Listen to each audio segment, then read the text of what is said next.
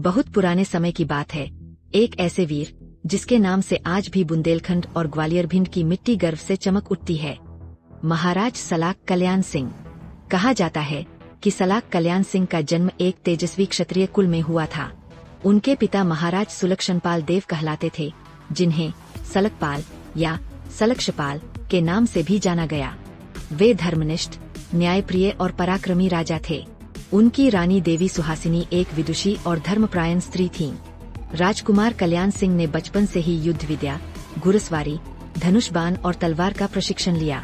कहते हैं कि 12 वर्ष की उम्र में उन्होंने अकेले ही शिकार के समय एक जंगली शेर को मार गिराया था और तभी दरबार में उन्हें सलाक अर्थात तेज, प्रखर, अप्रतिहत की उपाधि दी गई।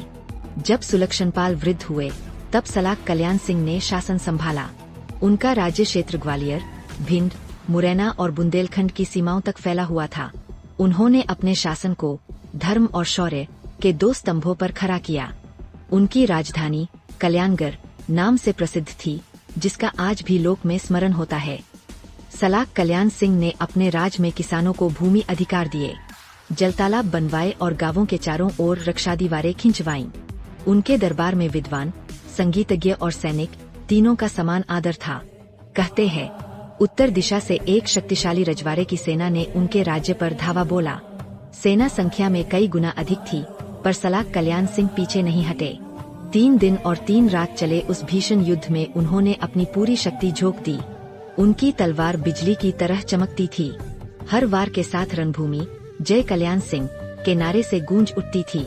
अंततः चौथे दिन उन्होंने शत्रु को पीछे हटने पर विवश कर दिया, लेकिन स्वयं गंभीर रूप से घायल हुए। कहते हैं उन्होंने धरती पर गिरते हुए कहा, यह भूमि मेरी माता है, इसे कोई पराया कभी अपवित्र न कर पाए। सलाक कल्याण सिंह के 3 पुत्र थे, राव महिपाल सिंह, राव रणपाल सिंह और राव विक्रम सिंह। उनकी मृत्यु के बाद उनके नाम से सलाक कल्याण देव मंदिर और कल्याण थान स्थापित हुए। इन तीनों ने पिता की परंपरा आगे बढ़ाई। राव महिपाल ने सलकलान खाप की नींव रखी, जो 84 गांवों की एकता का प्रतीक बनी।